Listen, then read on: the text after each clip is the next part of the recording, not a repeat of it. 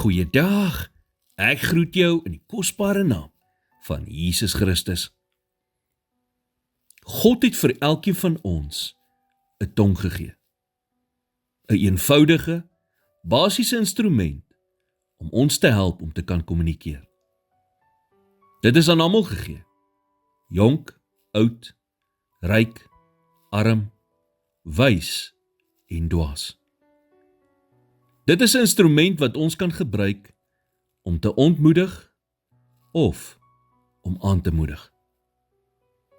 Te dikwels gebruik ons tong om mense af te breek, eerder as om hulle op te bou. En gewoonlik is dit in die verhoudings met die mense wat die naaste aan ons is, wat ons die kritiesste is. Kritiek, wat in die verkeerde gees oorgedra word, skend 'n persoon se selfbeeld. En dit kan ook maak dat daardie persoon later self begin krities raak teenoor ander. Soms ontmoedig mense ook ander deur te probeer spog met hoeveel kennis hulle het. Ander kere maak mense weer ander seer deur te veel te praat en hulle nie tyd te gee om hulle self uit te druk nie. Dit skep die indruk dat wat hulle te sê het onbelangrik is in vergelyking met wat hulle te sê het. Wat ons sê, raak ook nie net ander nie, maar dit raak ook onsself.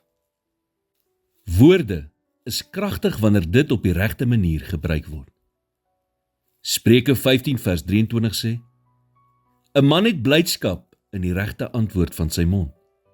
En hoe goed is 'n woord op sy tyd. Die woorde wat uit ons mond kom, gaan in ons eie ore, sowel as die van ander mense in.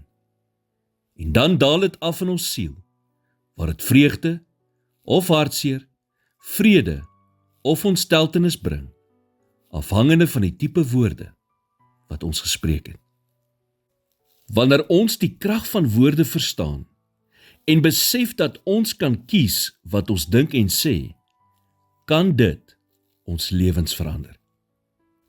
Daarom is dit so belangrik om elke dag te bid dat God jou sal lei en jou sal help om jou woorde versigtig te kies, sodat jy ook soos Jesaja kan sê in Jesaja 50 vers 4, die Here het my 'n geoefende tong gegee, dat ek kan weet om die vermoeide te verkoop met woorde. Here, help my om 'n wag voor my mond te sit. Vergewe my vir die kere wat ek my woorde onverskillig gebruik het in frustrasie, om af te breek in plaas van om op te bou. Gee my die wysheid om te weet wanneer om te praat en wanneer om stil te bly. In Jesus naam bid ek dit. Amen.